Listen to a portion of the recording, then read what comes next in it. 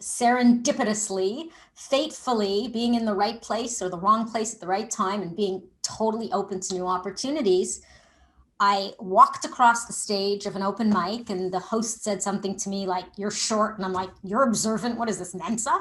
And the next thing I know, he's like, "Do you want to come do stand up?" And I was like, "Well, let me see how it feels." And I stood there and I held the mic, and instantly it was like, yeah, this feels totally natural.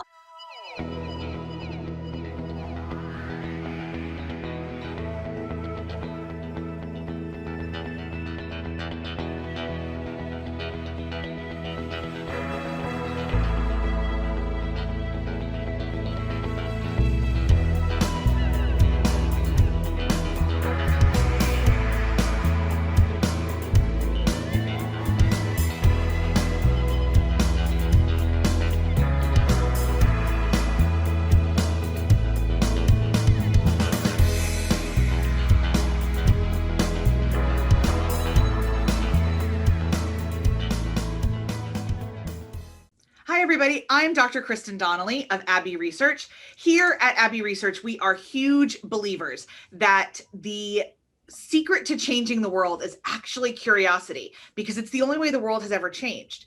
Relationships and stories are how people change their mind, how they join movements, how the world shifts in different directions. And all of those things start with questions. What does this mean? Why does this matter to you? What does your life look like? So in service of that idea, we started this YouTube series. It's called Welcome to My World, and where I get the opportunity to chat to fascinating folks from all over the world and all walks of life about something in their lives that we should know about. And knowing about it will make us a fuller and deeper version of human. And today's guest is no exception.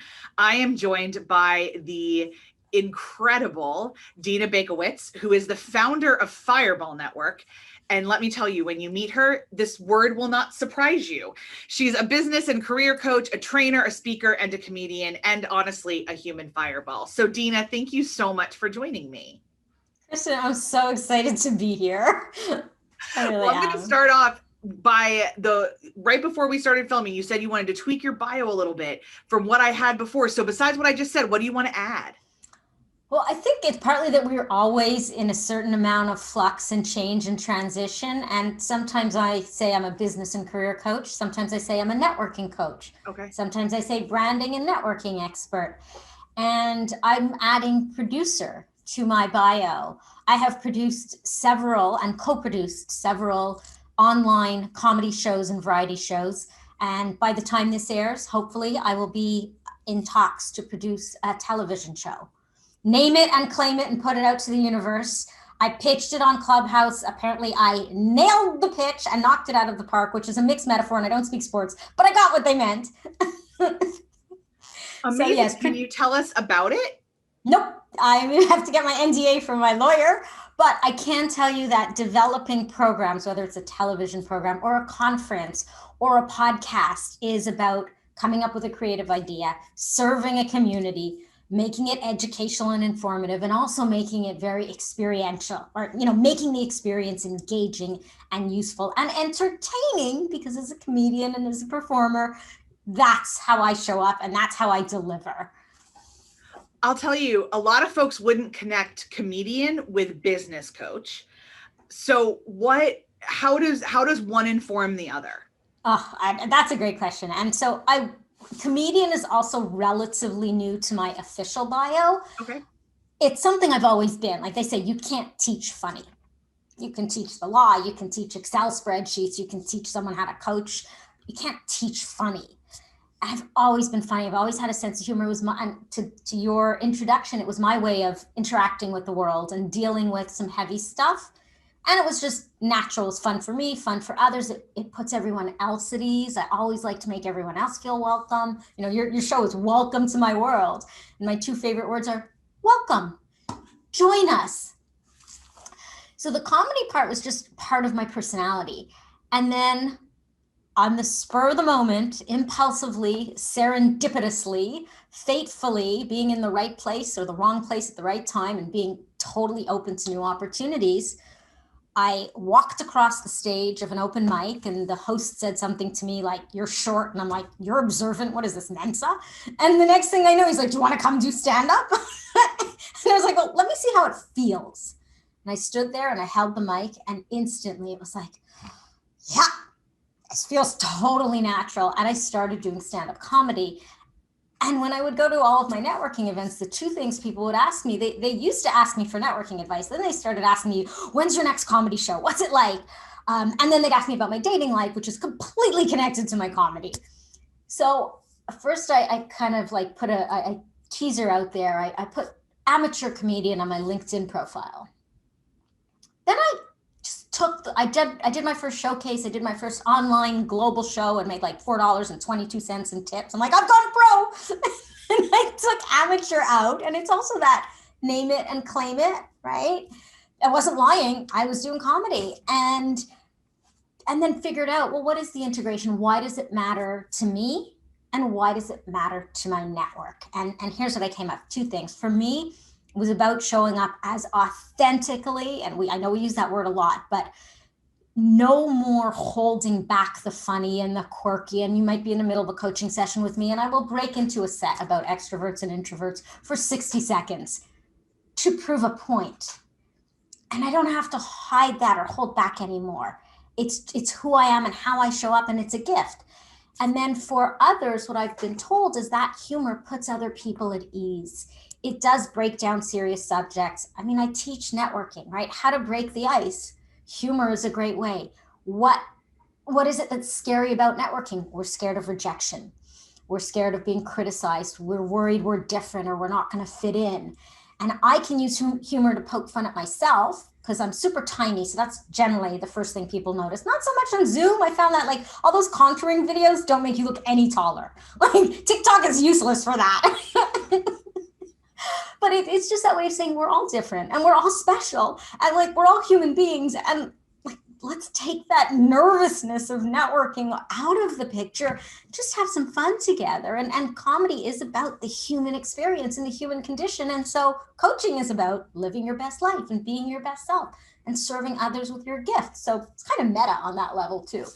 I love it. And as you were talking, I was thinking about all of the times I've heard comedians talk that like, yeah, there's a rehearsed like set, and you know it's a lot more rehearsed than those of us who watch it think it is. But there is still a level of being able to think on your feet and being able to react to a crowd and being able to kind of do that, which to me fits really well with networking. Oh, you know what?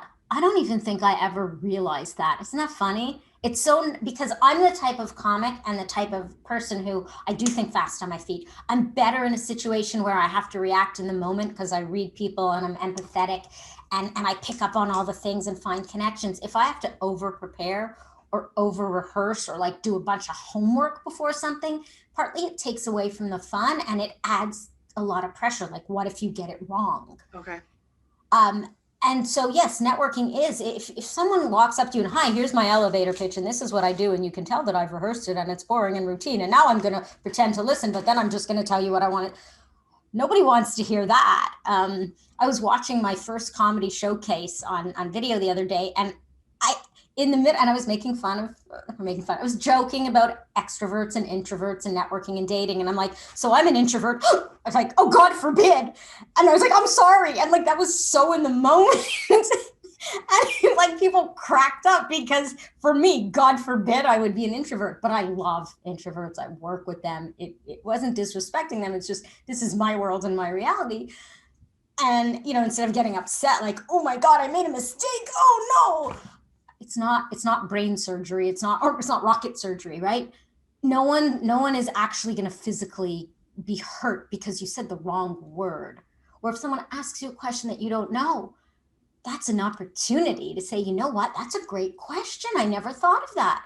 Let me talk to my team, or let me find out and get back to you. Let's schedule a phone call." Like that curiosity. Networking is about curiosity and learning, and comedy is about looking at things from a different angle. Yeah, that makes a lot of sense. So when you teach networking and you have that kind of conversation, what are some of the things that you make sure to always teach folks? Oh, wow. I mean, it does depend on the person. And yet, in general, it is about being who you are.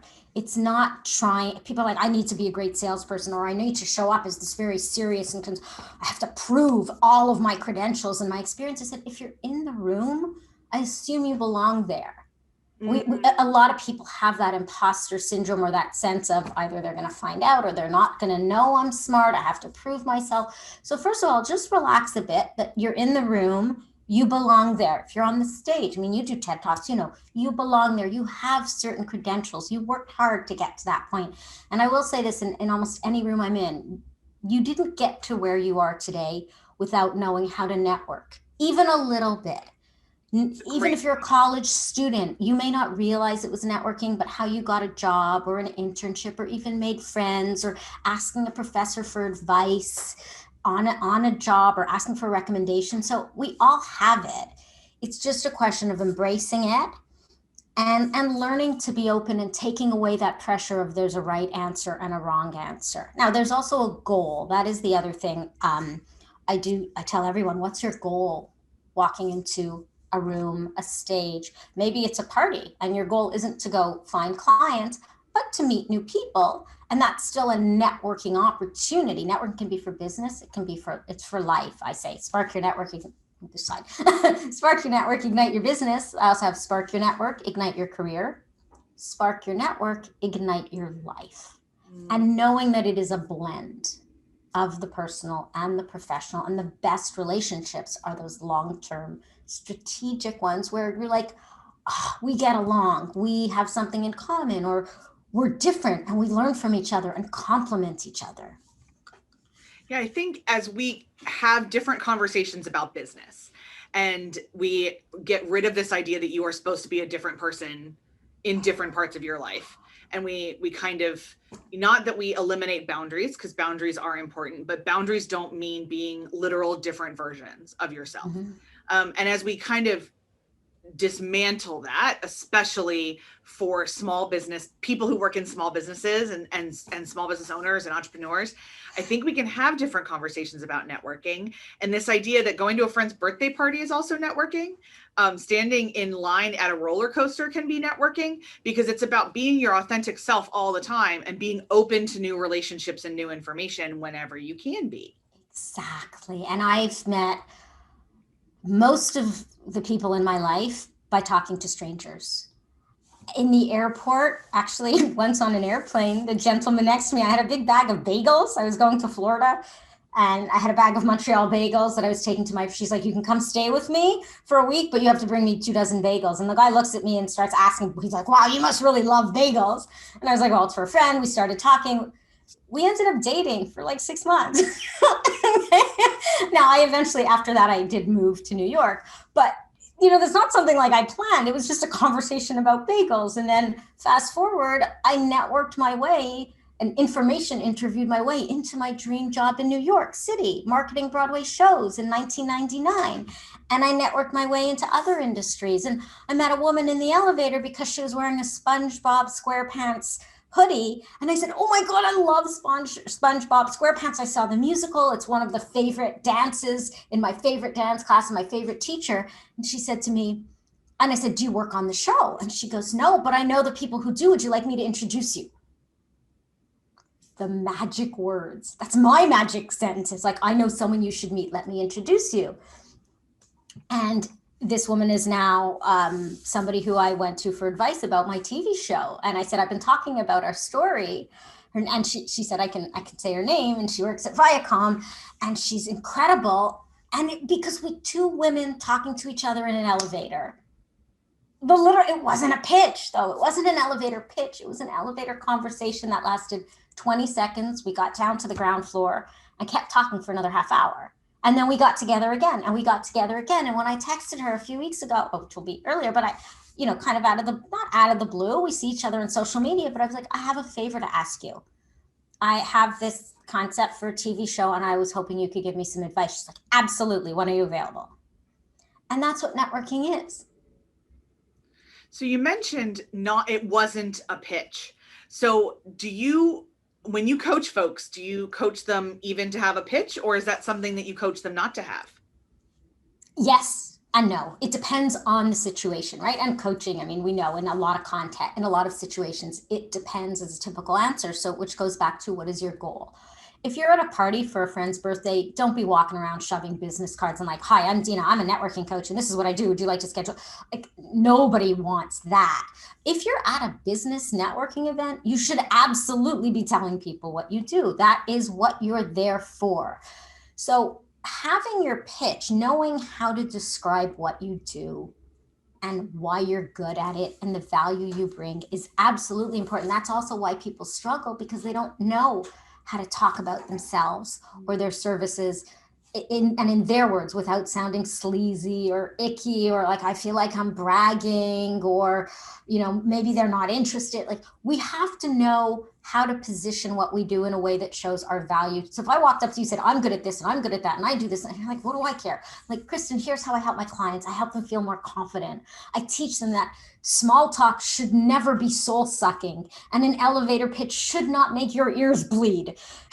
A conversation should truly help us connect. Okay, that's true, but how do I do it? And that's where the coaching comes in. So being able to describe what you do in the most basic terms, being able to explain the value of it, which sometimes it's general and sometimes it's specific. Do you know who you're talking to? If I'm talking to a lawyer, I was like, oh, I coach a lot of lawyers. This is what lawyers typically struggle with.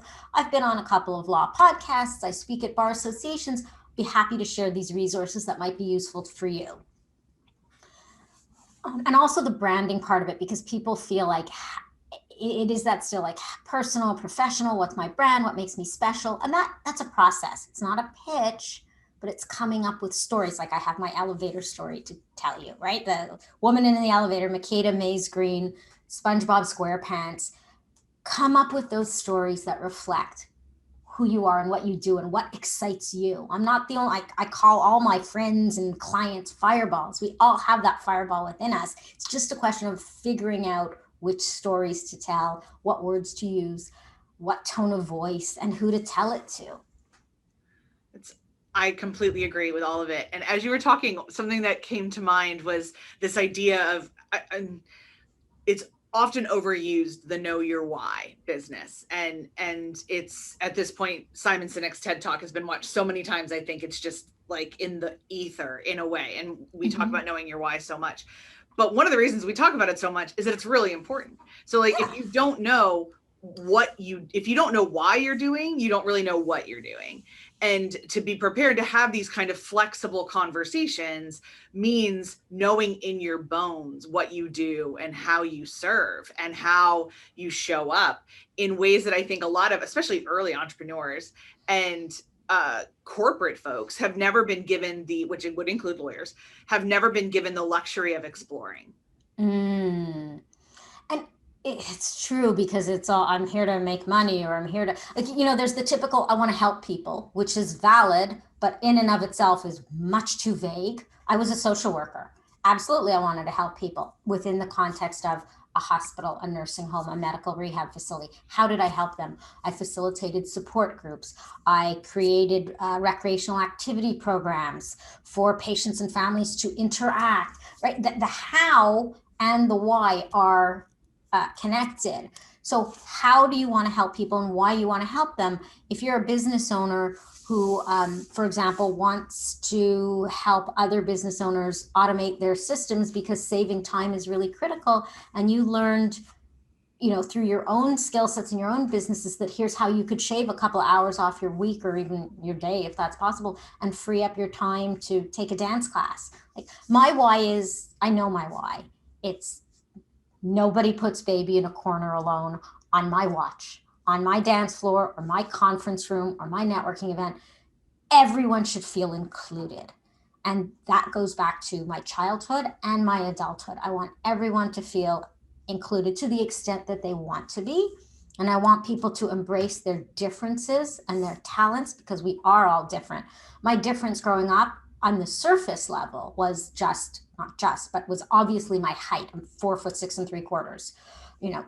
Like, I wasn't just short, I was really, really short. And that was something that affected me. But we all have differences. We all walk into a room thinking, oh, they're not going to like me. I'm going to be judged. I'm not going to fit in. You know what? nobody fits in the sense that we're not puzzle pieces. We are all different and unique. And there's an expression I love, which is, why fit in when you were born to stand out? And I mean, I grew up in theater adjacent to it, and as a hobby, I've never done it professionally, but that was always the thing that we were taught. You know, why try to fit in? And as an adolescent, especially, you're like, because fitting in is safe. Yeah. And it feels good, and I'm tired of being alone, and all of those kind of things. But I think one of the gifts of growing older is the deep wisdom of that statement, of how to both be in community and fit with other people and fit in and stand out at the same time. And that's the I guess the sweet spot of knowing who you are and why you're on the planet. That's beautiful. The sweet spot, the secret sauce. And each one of us does that for others in a different way. Like your work, and you do incredible work in business, your TED Talks, your research, school, right? It's informed by your experiences and the experiences of people around you in different ways. And also that concept of we should, pick one thing and stick with it for the rest of your life makes no sense. It's not realistic. No one's ever going to focus on just one thing. You can follow a career path and a career track, whether it's law or entertainment or corporate or entrepreneurship or the arts. The thing I love about artists, and I consider myself an artist and a creative, that's my number one on Clifton is ideation. Number two is activation. But I'm an artist, performer / writer / producer / director. I doodle, I sketch, like a dancer. I mean, that's normal. And I use the word carefully because I don't think normal is a really great word to use, but it's understood and accepted and embraced. It's Right. typical that you have as a creative, you can take that talent and energy and apply it in different ways. And the business world tends to, well, this is the job you've always done, so this is the job you should do, but yet that job involves 12 different skill sets and 12 different applications. So why don't we embrace it as much in the corporate / business world as we do in the creative world? Such valid questions. I'm wondering, there's so much to your message, and like it's so rich and so multifaceted. If you had the opportunity to impart one piece of wisdom that people could truly embrace, what is that thing that you would want people to deeply understand? Embrace your uniqueness. I saw that exercise, 3 words you would tell your younger self. Yeah. Embrace your uniqueness. What makes you different is what makes you special. And I know Meryl Streep said something to that effect, that what makes you weird, what you think is weird and different about you is what's amazing about you. And something that I've learned just this week after being on this planet for 52 years, by the time this podcast airs, I will have gone public with this. I found out this week that I have ADHD. Never knew. It's news to me. And yet it's obvious. Not a doubt in my mind. I have had it my entire life. It explains so much now. Yeah. And a couple of my friends who I told it to, one was like, yeah, not surprised. And the other was like, I figured. I was like, why didn't you tell me? I'm a New Yorker, right? Like, we're direct. We're like, hey, did you consider that you might have ADHD? Like, talk to a therapist, or I've talked to therapists. None of them have ever even suggested it. I called my mother and said, listen, not a judgment, not a criticism. I'm fine. First, when you call your mother with news, you start with, I'm fine. Everything's fine. Just have a question to ask you. Can we FaceTime? I just want to see your face. Because it's not the sort of thing you really want to put in a text. Also, I have to be a little bit dramatic. We all have to share news our own way. So exactly. It's like, did it ever occur to you that I might have ADHD? She's like, but you did so well in school. Ooh, interesting. Yeah. And I did. I graduated top of my class, valedictorian, highest marks. And then she's like, but, and all the buts that came with it. And back then, and I state my age because back then, no, it was hyper boys or ADHD, and it was a slur. The few times in my life that somebody has said to me, hey, ADD girl, it was insulting. You know, kind of like, hey, little girl, right? I embrace my height. It makes me different. I stand out. It's a blessing. It's a gift in business to not blend into a crowd. I will always be recognized because of that. People I've been at a conference with will say, I remember you from that conference. And I was like, oh, that's wonderful. So nice to meet you. It's an opportunity. Growing up, it was not. Growing up, it was people are staring at me. I'm different. I'm being picked on. And so this is part of my journey this year, is learning to embrace this. Not, you know, do I regret that I didn't know sooner? Yes, but it's moot point right now. It's okay. I just need different tools and resources. The same way I need a step stool to reach the second cabinet in my kitchen. You wouldn't say to me, you just need to try a little bit harder, Deena. You shouldn't need a step stool. Everyone else can reach the second cabinet. Like, that would be crazy, right? No, it's not. I'm not. No matter how much I stretch, I'm very flexible. I take dance. I will never reach the second cabinet without a step ladder. It's just reality. There's no shame in it. You know, you drop something on the floor, I'll pick it up because I'm closer. I think there's so much beauty in that. My friend Shelley Brown published a book, as we record this very recently, but as people hear this, a little while ago, called Weird Girl Adventures. And her brand is embracing your weird. And it's so fascinating that I think, and she's around your age, and that this power that women in their like mid to late 40s and upwards are passing on and saying, like, no, actually, here's the things that give us our superpowers. Here are the things that make us competitive and special, and and all of these kind of things, both in personal life and in business life. And it's amazing to me that it's a message that I keep hearing, which excites me because that means it's getting more and more out there. And I do think that paying it forward and like this, you know, and it goes back to your original point of what's our why, right? Why do we do something? Well, I learned this and I don't want someone else to go through it. Or at least if I can provide tools and lead by example and say, you know, it's okay to be open. And you know, I've known this for about 3 days. Okay. This is news to me, but I'm like all in. I've already put, you know, that's on Instagram and it's on Facebook and it's going on to LinkedIn, and I'm going to start writing a whole series about it, because that's also part of my personality is, you know, ironically, go big or go home.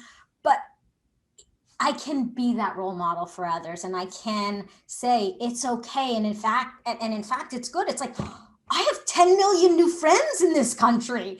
Like, I'm an extrovert. I'm like, yay, I get to join another club. I feel welcome. I don't feel excluded. And you know what? I wouldn't want to be just like everybody. I never have been. And I've always fought against that for myself and for others, especially as a social worker. It's not me or society telling you this is the way you have to be, or this is what's right, or this is what's acceptable.